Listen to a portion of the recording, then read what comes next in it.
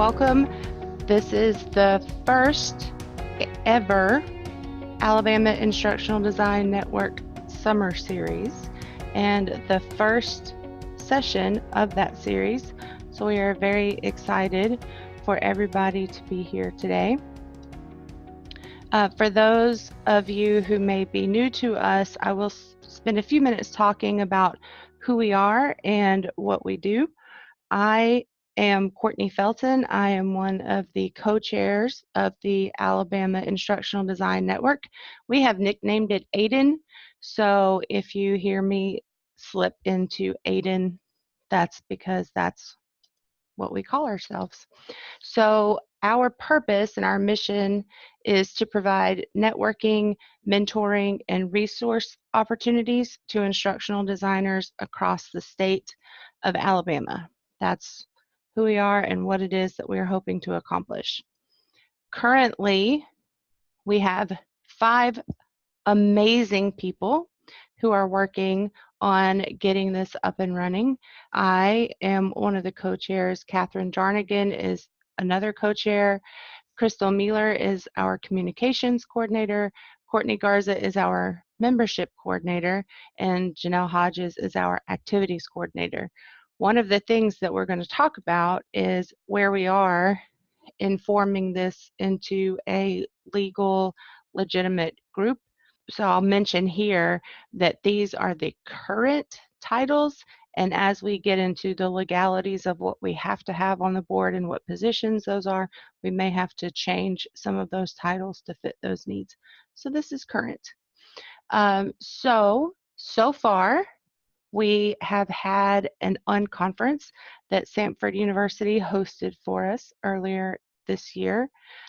Everybody in the picture was in attendance at that event, and it was a great opportunity for people to network, talk. We shared some great ideas and collaboration and just had a great time.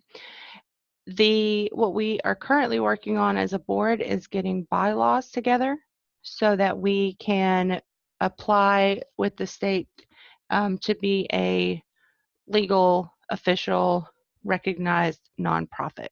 So that is where we are in our steps. We are hosting a summer series. Obviously, you know about that because you're here. And we are hoping to plan a fall event. So we are working on the details of that, and those details will be shared as soon as we have them to share. So today, we are going to have Dr. Jenelle Hodges present to us on her instructional design model, which is the 10 E's of exceptional e-learning. Dr. Hodges is currently serving as the instructional design specialist for the School of Education at the University of Alabama at Birmingham. She also serves as the program director of the fully online instructional design and development master's program at UAB. She received her PhD in instructional design and development from the University of South Alabama. Go Jags! Jenelle is a QM master reviewer and has spent more than 10 years as a practitioner, reviewer, researcher, and instructor.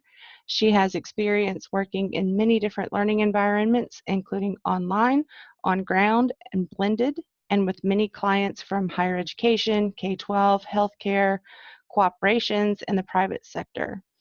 Her research interests include the science of teaching and learning, with a narrow focus in experiential learning, gamification, innovative implementation, programmatic design, and learning in a team environment.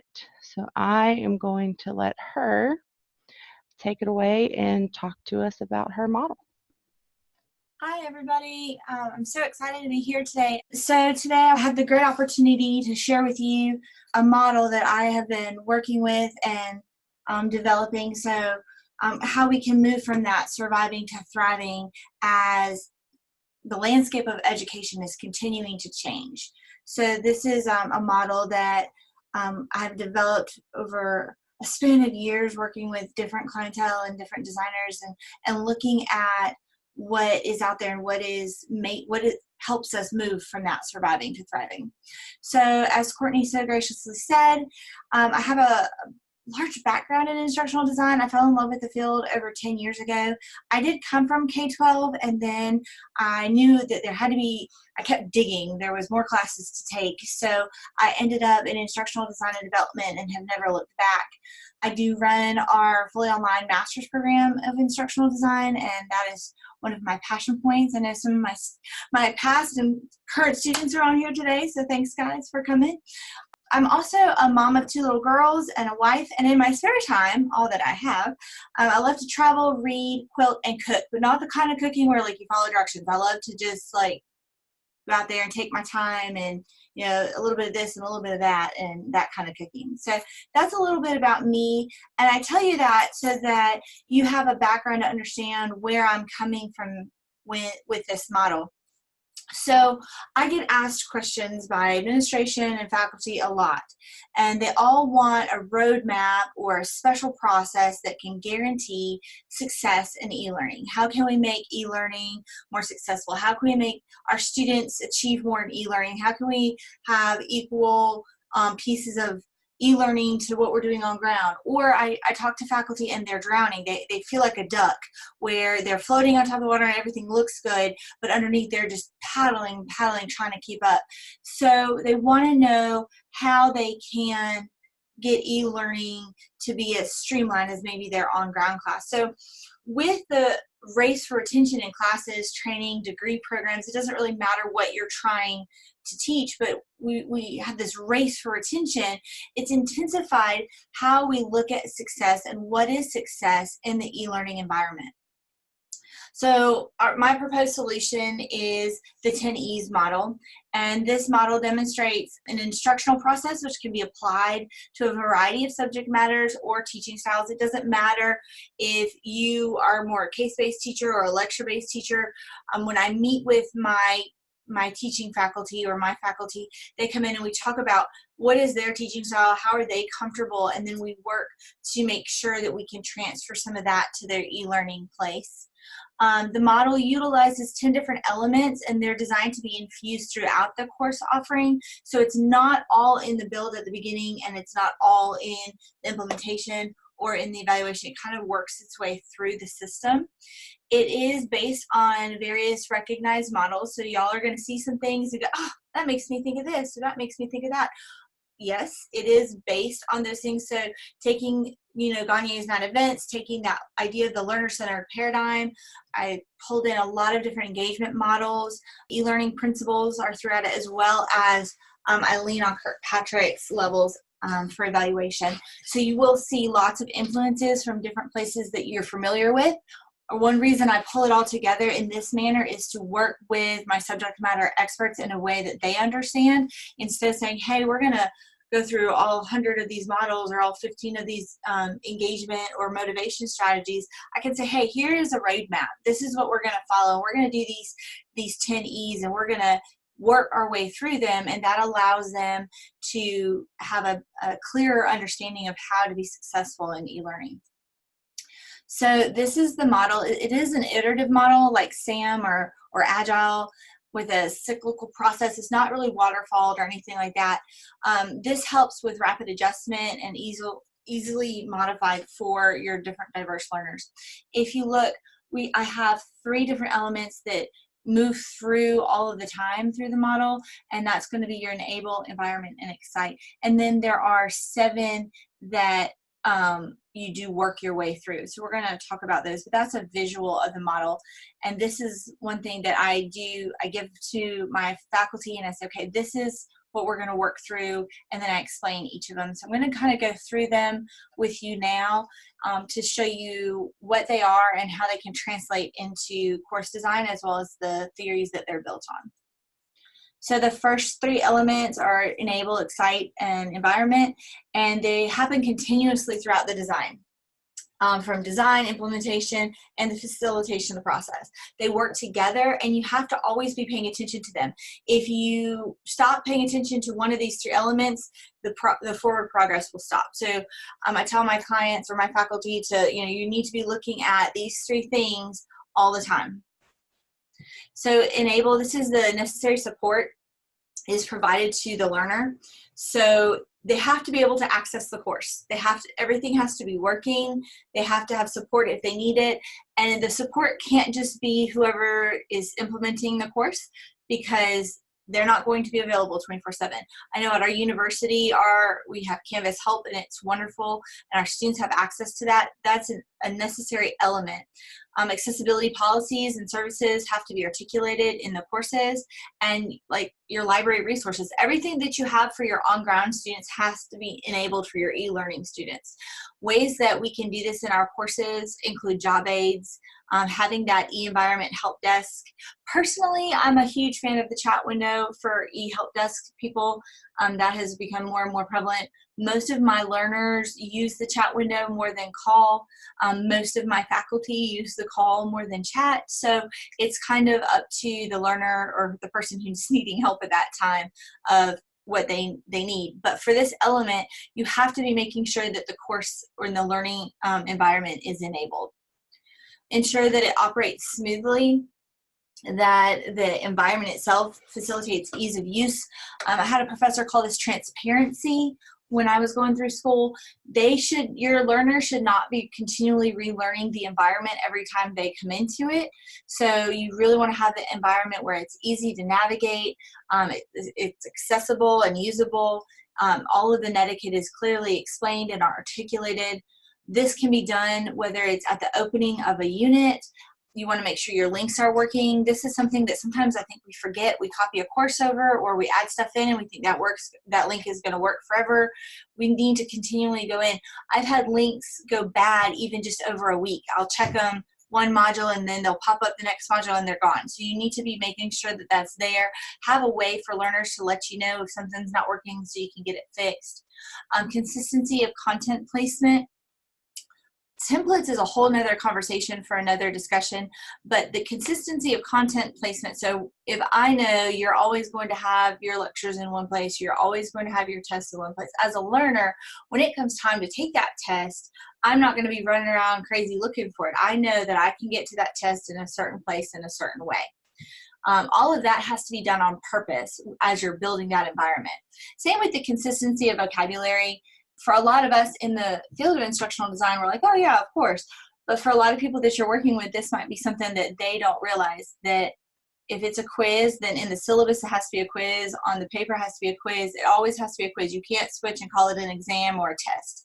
The same is true with assignments and assessment. As soon as you start changing that vocabulary, you create an environment of confusion. Excite. Connect the content with each of your students' goals. You should know and start learning about your learners and what their goals for the class is. There's usually a reason they're in the class. Sometimes it's, well, it's on my checklist. Okay, well, what's your bigger goal? Why are you here to taking this subject area? Why are you doing this? And really try and connect what you're doing with what your learners' goals are, creating an atmosphere where the students want to be there. I have this phrase that I talk about all the time, and my faculty keep teasing that they're going to get me a pillow and it's going to be stitched. If you don't want to be in your course, neither do your students. So if you aren't creating an environment where you're excited to be there, then your students aren't going to be excited to be there either. So you can do that through different activities, having a variety of activities, having a variety of resources, keeping in touch, connect your content with current events, help them feel that they are joining your field, not just taking a single class. And this works throughout, whether you're teaching an intro class all the way up to graduate level classes. If you're working in the doing a training event, you want them to join a community of learners. You want them to be excited to log in and see what you're doing and how you're doing it. It might be that you're posting a different picture every time and they want to get in there and see what picture you're going to post and how you're going to tie that to your content. So you really want to think about ways that you can create that sense of excitement and belonging and learner community within your course. So as you move through not just your build and your design, but your implementation, you really want to think about enabling your environment and your excite levels as you work through that. All right, the next 7 elements, these elements work in a progressive format and it repeats in each learning unit. Now, a learning unit varies. So when I talk about a learning unit, it doesn't have to be that week long, what is standard. It could be a module, which is multiple weeks or less than a week, or however you want to do it. It might be by subject matter. You might have a learning unit in 1 week. You might have 2 or 3 learning units that they work their way through. It all depends on your course build, and that comes from your analysis phase. But these 7 elements progress and repeat within each learning unit. So each element supports the one that it follows, and each works to support the intended objectives of the course or the learning unit as a whole. So that's kind of, it's building on itself in that way. So explain, this is where you want to explain the objectives of your learning unit. So this answers that so what question. So why do we have to do this? Why do I need to know this? And you want to explain the objectives to your learners that fit the bigger picture of the class. You also want to tie it back in to something that they understand. So explain the task that's required of the student throughout that unit. If you're teaching on ground, a lot of times this is where you write, today we will blah. Right? And a lot of times we have this in our syllabus. Student will be able to, and we tell them that, we tell them the objective, but we don't explain how it all fits in. We don't explain, hey, here's the objective. What that means in a language that you understand is XYZ, and we're going to do that by doing this. And by doing this, you're then going to be able to achieve this goal over here. So really being able to tie all of that together so that they have an understanding of what we're diving into in this learning unit and why we need to pay attention to it. This can be done with a chart or a list, a welcome letter to students using an announcement. I'm a chart fan. I use the chart. I have one faculty member, she uses a list, and it has all of the different bullet points on it. I use a chart, and then I do a lot of announcements, so that has seemed to work for me.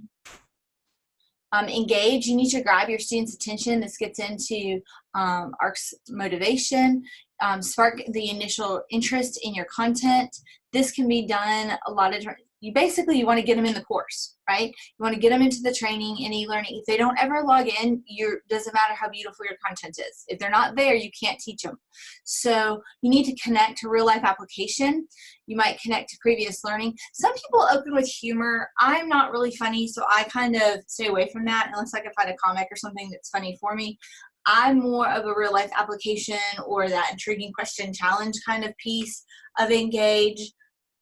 But you do want to engage and get them to join your course or come into your course, be a part of your course. Okay, so expound, this is where you actually get to do your presentation of your content. So when I talk to my faculty, this is where they're probably the most comfortable until then I start explaining really what it is, because it's not just here's a video recording of me lecturing when I taught on ground. This is where you're presenting the content and providing additional information from more than one source about that content. So in a little bit, we're going to tie all of this into QM and into universal design and see how it all fits. But this is where you provide not only your lecture, but maybe your lecture notes. If you bring in guest speakers, you can have resource sites, online media, additional journals. There's lots of different ways that we can present content. One thing that is important is if you are presenting multiple ways of explaining your content, let your learner know, hey, here is your objective. Here's a lot of different content about it. You can read through these things. You can watch these videos. But remember, this is the objective we're trying to achieve. Then provide your learners with the opportunity to explore, to investigate further information, allow them or aid them in bringing information that's about that content to the table. So the way we look at learning is that we're learning together. So each of your students can find, and they might be looking at something from a different perspective. So they might find something and bring it to the table and be like, hey, this fits into this through here, and it might enlighten other students and all of that. You can do this through a find and share resource section. This is a great threaded discussion. Find and share also works for current events, allowing them to explore what they're learning about in their class or their course ties back to what's happening in the real world. Organized web quests, have them build web quests, have them take web quests, all of those kind of things. The idea is to get them not to be just a passive consumer of information, but to go and find information and share information. Your job as the implementer or the subject matter expert at that point would be to help guide and facilitate that in a way that they're bringing information that is truthful and scholarly to the table. Then you enhance. This is connecting the new content with previously learned content. This is that real life application. You notice it kind of all goes back to, okay, so this is why we're going to learn it, then we're going to learn it, then we're going to dig a little deeper about it, then we're going to enhance it by tying it to that so what factor. Why does that matter? Okay, we just learned some really great stuff. Well, now we're going to do a case study and see what it looks like in real life. This is also a really great place for instructors or whoever's implementing the course. Or, I mean, if you're teaching it as the designer, that's great. But this is where you step outside of buy the textbook and take a test, because now we can bring in stories from the instructors and experience. This is the boots on the ground. This is why they're taking your course instead of just reading the book on Amazon. So that enhance really allows the course to come alive and move the content beyond what we read in chapter 2. Encourage. This is something that I think as instructional designers, we're like, well, of course, no duh, why not? But when you talk to people who are implementing, specifically sometimes in higher education, they want an online course that's going to just run, and they want me to set all these timers and have it automatically open and automatically close, and that's how they want it to go. But they need to be a part of the learning unit. So we want to encourage not only our instructors, but our students to become a part of the learning unit. So this will foster retention and transfer. It promotes growth through authentic feedback. If your subject matter expert faculty person has said, okay, we're going to say good job every third person, that's not authentic feedback. So I encourage faculty to participate in threaded discussions. For example, if you ask your students to do a welcome thread discussion and tell you all about themselves, and you ask them 10 questions, then you should be participating in that threaded discussion and telling them about who you are as well. And then when you are reading through their discussions, authentically comment, hey, you said you went to Gatlinburg. I went there over spring break. I totally loved it. Did you see that shop that did whatever? But to actually let them know that you are reading, and then to provide authentic feedback, not just in that threaded discussion, but in all threaded discussions. Ask those probing questions, push them to think further, and encourage discussion. A lot of this can be done through audio or video. I love using audio feedback. I find that it is often faster for me, and a lot of my faculty use audio feedback. So in our LMS, you can just click and it will let you record right into it. I've also used it on my desktop and record and then attach them. Make sure your faculty are prepared that students can and often do record audio feedback back on your feedback. So you can honestly get something started there when you ask them questions. So if you're sitting there reading a big long paper and you're like, on page 42, you said da da da da da. What do you mean by that? How does that connect back to your hypothesis? Well, then your student can then reply to you. So you really want to encourage this active participation. That moves into evaluate. And this is just to assess the achievement of the learning unit's objectives. So did what you set out to achieve, was that achieved? If you said the learner will be able to XYZ, were they able to XYZ? We do this a lot of different ways: threaded discussions, wiki page creations, quizzes, papers. One thing that I have found is that I love to see all the different ways I can achieve that objective, and then let my learners choose how of those ways they want to show me how they want to be evaluated. So we can move into that direction, and that helps us move away from that lecture test model that can sometimes be a little boring for someone who's grading a lot of things, as well as for a student. All right, so how does this really look? I just did this based on a 1 week module, a real module. It looks different for each of my faculty clients because each of their modules are a little different, but it just shows you how you might move through the model based on where you are in the module. Say that 10 times, model and module. Anyway, so you might start with explaining on Monday and engaging, and then move through expound, explore, enhance, encourage, and evaluate. All right, so when I think about how it all fits into Quality Matters, our school is a big Quality Matters school. I encourage all of my faculty to always design with Quality Matters. One of the big differences between the 10Es and Quality Matters is Quality Matters focuses on the design and the build of the course, is how well is the classroom prepared before you go into it. And the 10Es has you build and design a really great classroom and then do some amazing teaching while you're there. So the 10E starts in Quality Matters, and each of the elements fit under these different things, but then moves into moving into the actual implementation of the course. So you can see it as you move through the 8 areas of Quality Matters where the 10Es kind of fall under there and help to achieve those different pieces. So when my learners or my faculty go in and they're starting, okay, they need to work on course overview and introduction. Well, we work on making sure our environment is there. We have all these pieces that make it clear and transparent of where things are, make sure everything is working and all of those pieces, and that falls under that, as well as explain. So you can see I have those 8 elements, and then I have the 10 that are there under it. Our school is also a Universal Design for Learning school, so we look at how Universal Design for Learning fits into the 10Es and where they are using multiple means of representation, explain, expound, enhance. So when I ask my learners about explaining, I'm not looking for just here's my lecture, I'm looking for multiple means. Same with expound and enhance.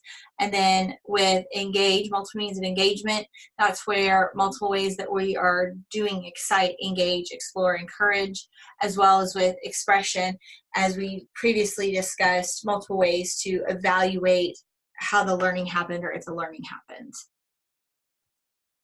All right, so where do we go from here? It all sounds really, when I talk about it and think about it, to me, I've been doing it, so I'm like, okay, it makes a lot of sense. But then it's a big process, and when you first present it to clients or faculty or even other designers, it's like, who has time for that? That's a lot going on. So I always tell my faculty and my clients that moving from surviving to thriving, there are 5 steps that can help you get there using these 10E models. This 10E model. So the first is remember how to eat an elephant. 1 bite at a time. So when you go to tackle a course or tackle a program or tackle a training, don't try and revamp the whole thing in 1 afternoon. Maybe this week you're going to make the class more exciting. You're going to want to go into the class. Maybe you're going to, for this module, you're going to reply to threaded discussions. Maybe they've never done that before, and replying to threaded discussions is something they hadn't thought about. So work as a designer, when I think about that from a designer standpoint, I think sometimes we're saying, okay, here it is, fill out this form and do this and then build your class and you're ready to go. But we have to step back and think of all the other things our subject matter experts might have going on. And so helping them break up that elephant and how to eat it and think about how can I do this class in a systematic approach that's 1 step at a time. And for my faculty, looking at it at the 10Es really is helpful there. Think outside the box. Just because they've always done it 1 way doesn't mean that's the way that they have to do it. And by giving your faculty clients the permission to, okay, well, what if instead of always presenting material and then lecture, or then testing and presenting material and having them do worksheets or whatever, what if we had them create, a TEDx presentation or whatever we're going to have them do to think outside the box? Then suddenly your faculty can start adding, hey, I've heard about this, I'd love to try that, or what if we did that? And so it allows them to really get outside of their comfort zone, maybe one little piece at a time, but it's progress in the right direction. Dig deeper. I always encourage my faculty, if it's not working, don't don't stress, don't walk away from the beach, but just dig a little deeper and see what we can do to make it work. Does something need to change? Why isn't it working? If you want to do something that maybe you haven't done before, learn about it, try it. I have one faculty and she swears technology hates her. Every time we try and implement something new, the first time she goes to teach it, it always falls apart. And so we worked on it and she kept digging and kept trying. And finally I said, okay, we're gonna have a fake class. And so we had the fake class and she got all her nerves out. And so then it worked better when she had her real class. So there's lots of different things that you can do and you can keep trying. Work together. I think that's one area where I'm most excited about AIDN and all that AIDN can do, because we can work together and talk to each other. We have a really great network of designers who all have different skills and different talents, who can bring so many different things to the table. And believe it or not, our clients, our faculty clients, have that same group where they can go and say, hey, how are you doing this? What do you love about your online class? And what do you really want to change about? And they can work together and they can work with us, and we can all work together to improve e-learning in general. All right, and the last bit of advice I have for you is to not give up on it, that e-learning is hard, and that to tell your faculty it is hard, and that research tells us that their faculty reviews for the first time that they put something online will be lower than their on-ground faculty reviews, but with constant work and teamwork with their instructional designers, those reviews do go up. So not to give up on online learning and not to write it off as something that they don't have to be a part of, but to really push and try and implement, and then they can do it. That is my 10 E's model. I hope that y'all can use it, beg, borrow, steal from it. Use what works for your faculty and your universities. If you have questions or are interested in collaboration, I'm always available. That's awesome. Thank you so much for sharing that with us today. If you guys have any questions, feel free to type them into the chat box. I have a couple of questions, if you don't mind. So the first question I had was, since you started using this after you developed it, how has it changed your design or the focus of your design? Well, it helped in my specific position. It really helped me be able to explain to my faculty what I do and why I do it. I tell my faculty, give me one course, and if you don't like it by the end of the course, fine. I'm a volunteer resource. They're not required to come to me. I'm kind of in a weird situation. So I have to talk them into coming and utilizing instructional design. So for me, having the tinnies where they could see and they could track where they were, they like to-do lists. I found that it made our partnership a little easier. I also found that it encouraged them to stay in touch and work with me while they were teaching. What I was seeing was that a lot of it was I would design and build and then hand it off to them, and I wouldn't hear from them until the next semester when they'd be like, oh yeah, by the way, that course really didn't work out. And I'm going, wait, what? And they're like, yeah, I had all these troubles, and so I just dropped half of what you did. And I'm like, okay, well, let's talk about why it didn't work out. And so the evaluation was so much later that it wasn't helpful to the students who were in the course. So the 10 E's model really allowed us to be involved as an instructional designer with a subject matter expert, not just in the first couple phases of instructional design, but then through the implementation and evaluation phase as well. So going back to something that you said, because we're in a similar situation where we basically have to sell instructional design to clients. So I know some people who are in the AIDN group already have environments where they do the design, they get the content from instructors, and then they design everything. And that sounds like a dream to me sometimes, depending on who we're working with. But so if you're not in that situation and you do kind of have to sell the idea of instructional design and the process, I know you talked about some kind of benefits of doing this, but are some other tricks that you have to help people use this model to sell instructional design to faculty? Well, for me, again, I'm in higher education. I'm not sure where everybody is, but my major carrot, I guess, I do a lot of training. I do a lot of PD. I'm available. I meet them where they are, which is really nice. They hate parking here at the School of Education, which, we understand. So I'll meet them at a coffee shop. I will Zoom with them. I think just making yourself as available and following their schedules. Our faculty don't keep, 9 to 5 business hours. So I follow more their schedule than a typical staffer's schedule. But I also, they have, their areas are research, teaching, and service that they have to collect beans in, basically. And teaching is one that you do it and they get the tenure and promotion credit, whether they use instructional design or not. And so what I try and do is I have created a model using rapid prototyping and action research to pull them into the science of teaching and learning, or CERTL-based research agendas, so that they can then research on their teaching in their field. And so I'm tying improving their teaching to improving their research, and they're publishing based on what they're doing. So for example, I have some people in counseling. And so as they're researching and improving their courses, they're researching on that using action research, and they can then publish on that. And that's collecting beans then for their credit for teaching and learning, as well as for research. So that's kind of my carrot that I use, is I do become a research partner with most of the faculty clients that come in.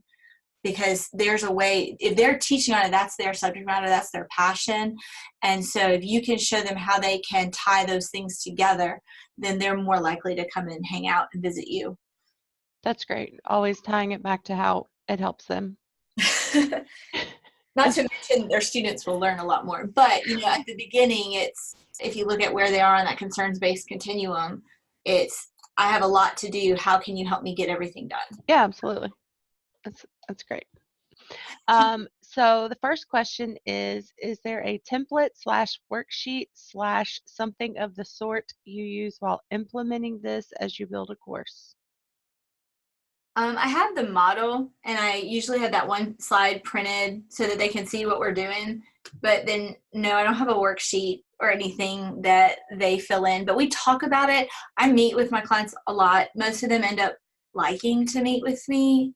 So they come down and they be like, "Hey, I'm working on this," and they will be following. They have their little PowerPoint printed, and they're working through that in each of the learning units. So no, I don't really have like a worksheet or anything that I give them, because I am still working with each one on that individual basis within the School of Education. Okay. The second question is, do you have an infographic? I think what this person is looking for is resources, maybe for a designer who would like to try to implement this. So this question is, do you have an infographic that summarizes the 10 E's, like a one sheet that people could steal? Not currently, because I'm working on some other things with that, but I would be happy to work with you, and you'll have a copy of this video and this PowerPoint. All right. Oh, here's another one. Have you had to deal with instructors teaching large classes? If so, how do you handle encouragement and equality in their participation and engagement? That's a great question. That's a big issue we face. That is, large classes. Especially in the undergraduate, as online goes on, we're putting more and more large undergraduate classes on. And yes, we have some of those. To be honest, School of Education doesn't have as many as other schools. So we don't have like the 400 and 500 students, but we do have 100, 150 kind of numbers. And I'm a big fan of groups. I think our LMS makes it really easy to put people into teams or group learning. So as soon as I have a really large class, I'm like, oh, we're going to shrink that down. And so I use a lot of teams, and then I encourage my faculty to respond to, find a number you're comfortable with. If you are responding to 34 people or 40 people a week, then you're going to switch it up. And so you're still replying to about 40 people, but you're replying to them. They might get replied to every other week or every third week. But it moves around, so they're not going, oh, well, I don't have to write anything because she's not responding to mine. But that has really helped our large classes, is to put them into smaller cohorts within that large class. So even that way, they can have a closer knit learning environment as well. Mm-hmm. And if I can add to that, one thing that I recommend to people is when they do those groups, if they have like the groups post a summary, that way the instructor can give feedback to the entire group just by responding to that summary. And so that's a way to cover people as well. Absolutely. I think the more you can let your students or your learners know that you are part of that class as a faculty member, as an instructor, let them know that you are reading those things, the better off you will be, because that's the whole reason they're here. That's why they're doing this. I read threaded discussions when I'm standing in an elevator. I read anytime other than driving. If I'm hanging out, I'm good. If I have a large class, I'm going to be going. That way I can catch if there's craziness going on in your threaded discussion, especially in those large undergraduate classes. Sometimes there's craziness. And so I encourage my faculty to at least make sure you're spot checking, but make sure you're in there and you are replying with that authentic feedback, even if it is where you're going, okay, how many can I give authentic feedback to, and how can I rotate that around? But great idea about the replying to groups as a whole. So the next question is, do you have a formal academic paper about your model? Almost. Does almost count? I'm working on it. Right now I'm working with some publishers for a book. So that's what we've been working on. So that's why I'm a little hesitant on some of it. Yeah, that's totally understandable. All right. That looks like the last question. And like I said earlier, we will make this available so that people who want to review it and go back and look at it can look at it. And did you also say that you'll let us post your slides, or that you'll post your slides? I'll send them to you. Okay, awesome. All right, so thank you, Jenelle, again for that. I've seen you speak on this before, and I think that this model is awesome. So thank you for sharing it with everybody. The invitation. Yeah, so our next series will be June 14th. We have speakers lined up now. We're waiting for confirmation on a couple of them before we release all of the dates and information, but the dates for the rest of them are here on your screen. So the next one will be Friday, June 14th, and then we'll also have June 28th, July 19th, and August 2nd. If you would like to keep up with what's going on with us, we are available on all the Instagram things, and all of that is listed here. We will also send out this information in a follow-up email so that it can be clickable. But please keep up with what we're doing. There is a membership form.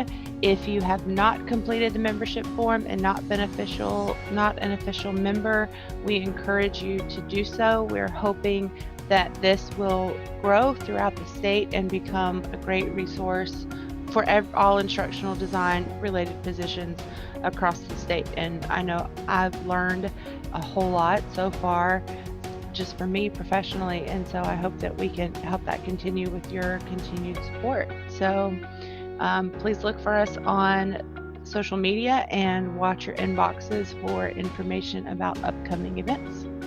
Thanks, everybody.